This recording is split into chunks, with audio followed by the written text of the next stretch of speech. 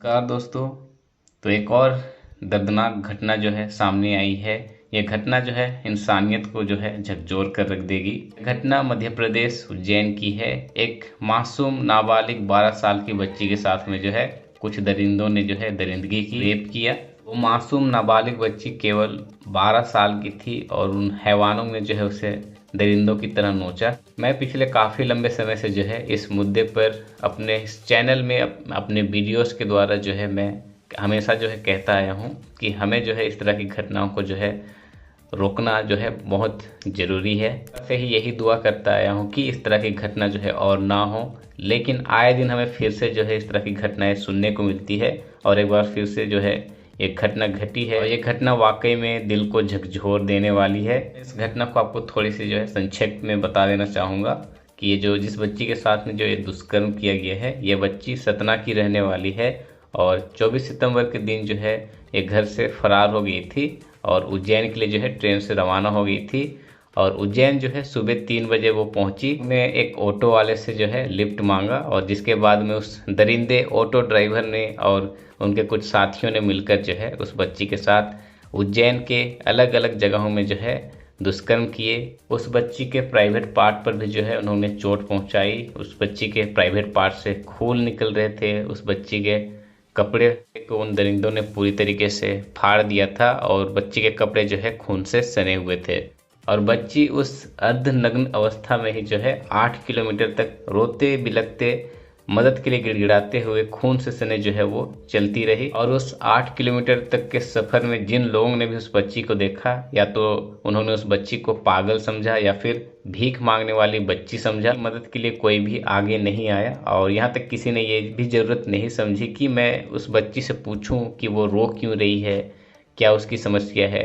ऐसा कोई भी व्यक्ति जो है सामने नहीं आया, जो कि दर्शाती है कि हम सब में जो है बिल्कुल भी इंसानियत नहीं है।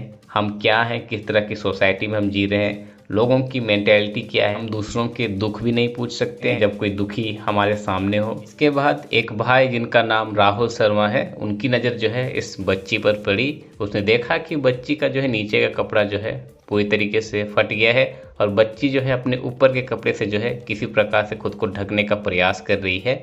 इसके बाद में राहुल ने जो है उस बच्ची के को कपड़ा से नीचे जो है लपेटा, बच्ची को घर लेकर गए और उसके बाद में उस बच्ची को उसने खाना खिलाया और फिर बच्ची से पूछा कि उसके साथ क्या हुआ है।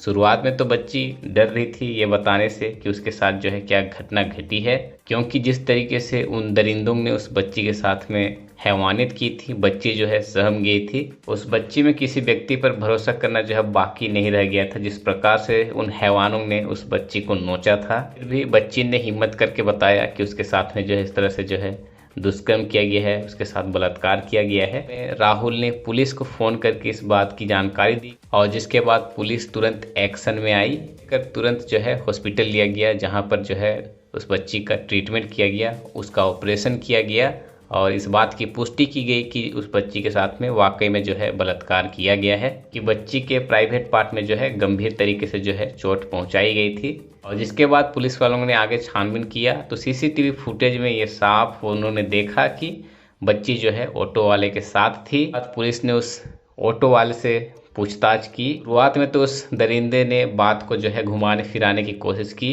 लेकिन बाद में जब पुलिस वालों ने देखा कि ऑटो में जो है कुछ खून के धब्बे भी पड़े हैं, तो यहाँ से जो है बात अब क्लियर हो गई थी कि उन्हीं हैवानों ने जो है उस बच्ची के साथ में इस तरह से दुष्कर्म किया था। आरोपी का नाम भरत सोनी बताया जा रहा है। उनकी उम्र करीबन जो है 24 वर्ष बताई जा रही है। मेडिकल के दौरान भागने की कोशिश कर रहा था, लेकिन उस क्रम में उसका पैर भी टूट गया और उसे गंभीर चोटें आई है। सिद्ध हो चुका है कि बलात्कार उन्हीं लोगों ने किया है। अब पुलिस जो है इसकी आगे की कार्रवाई कर रही है। दरअसल इस मामले में बताया जा रहा है कि बच्ची सतना की रहने वाली है और पास ही के सरकारी स्कूल में वो 8वीं की छात्रा है। जैसा कि पीड़िता के घर वालों ने बताया कि बच्ची सुबह स्कूल के लिए निकली थी, लेकिन वो जो है वापस घर लौट कर नहीं आई, जिसके बाद में उसके दादाजी ने उस बच्ची की जो है गुमशुदगी की जो है शिकायत दर्ज कराई और बाद में पता चला कि बच्ची के साथ में जो है उज्जैन में इस तरह से जो है दुष्कर्म किया गया।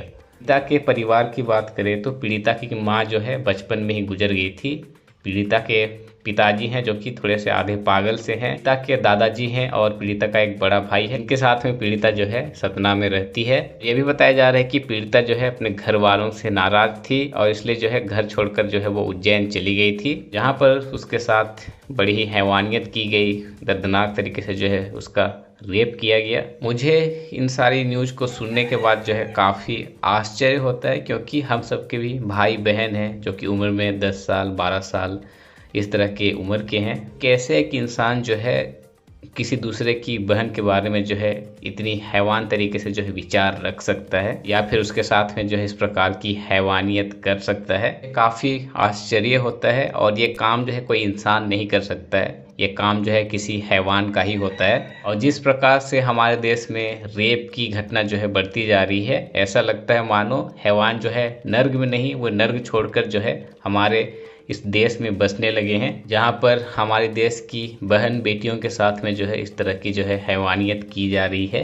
हमारे देश की सरकारें बहन बेटियों की सुरक्षा के नाम पर वोट तो लेती है, लेकिन क्या हालात हैं हम खुद भी देख पा रहे हैं कि किस प्रकार की सुरक्षा जो है मुहैया कराई जा रही है। इस तरह की घटनाएं अगर किसी के साथ भी होती है तो दुख लगता है, लेकिन किसी मासूम के साथ अगर इस तरह की घटनाएं होती है तो ज़्यादा दुख लगता है। उस पीड़िता बच्ची को जब राहुल शर्मा ने उससे पूछा था कि उसके साथ क्या हुआ है, तब बच्ची ने बताया कि उसके और उसकी माँ के साथ में जो है गलत किया गया है। यानी कि बच्ची अपने घर वालों से नाराज थी और साथ ही अपनी माँ का भी उस बच्ची के अंदर दुख था, और जिस वजह से जो है बच्ची घर छोड़कर जो है वो उज्जैन चली गई थी। और इस दुखी हालत में उन दरिंदों ने उस बच्ची को और भी ज़्यादा दुख दे दिया। क्या उस पीड़िता के अंदर अब जीने की कोई तमन्ना रह भी गई है? सारी खबरों को मैं जब सुनता हूँ मुझे वाकई में दुख होता है, और मैं यही सोचता हूँ कि जब हमारे हर समस्या का समाधान हमारे पास है, तो इस समस्या का भी समाधान जो है हम सबके पास होना चाहिए। और समाधान है भी, लेकिन सरकार जो है इस पर जोर नहीं देती है, जो कि बिल्कुल सत्य है, क्योंकि हमारी गवर्नमेंट और जो पावर में जितने भी लोग बैठे हैं वो खुद जो है भ्रष्टाचारी हैं, भ्रष्टाचार करते हैं। तो वे जो है इस तरह की घटनाओं पर भी जो है कुछ ज़्यादा आवाज़ नहीं उठाने वाले हैं। मामले पर कुछ पॉलिटिशियंस ने भी जो है अपना अटेंशन दिया है, वो मैं आपको जैसा कि दिखा पा रहा हूँ, स्क्रीन पर आप देख पा रहे हो। लेकिन अब पॉलिटिशियंस भी अब भरोसे के लायक नहीं रहे हैं, वो तो केवल इस तरह के मामले के इंतजार में ही रहते हैं ताकि इस पर जो है वे अपनी राजनीतिक रोटियां सेक सके। उन्हें लोगों की तकलीफ़ों से कोई भी लेना देना नहीं होता है। जिस प्रकार की अभी हाल फिलहाल में एक घटना हुई मणिपुर में, जहां पर 2 बेटियों को जो है नंगा करके जो है परेड कराया गया, उनके साथ में दुष्कर्म किया गया। हजारों की भीड़ ने उन बच्चियों को नोचा, लेकिन हमारी सरकार बस देखती रही, चुप रही। जब सुप्रीम कोर्ट की तरफ से प्रेशर आया तब हमारी सरकार ये कहते हुए नजर आई कि उन्हें जो है बहुत दुख है कि मणिपुर में जो है मणिपुर की बेटियों के साथ में जो है इस तरह से जो है अहिंसा की जा रही है।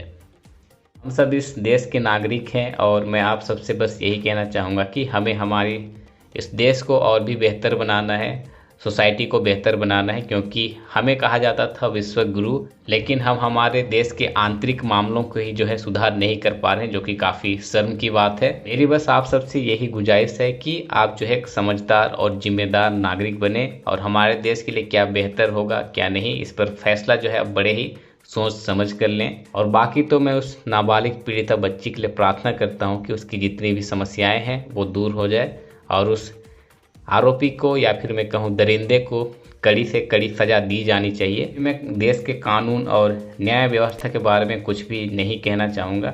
मैंने काफ़ी जो है अपनी वीडियोस में जो है इस पर बातें की है कि हमारे देश की न्याय व्यवस्था जो है कितनी कमज़ोर है। बस मैं यही चाहूँगा कि इस पीड़िता बच्ची को इंसाफ मिले और उस दरिंदे के साथ में जो है जितना भी क्रूरता की जाए की जानी चाहिए।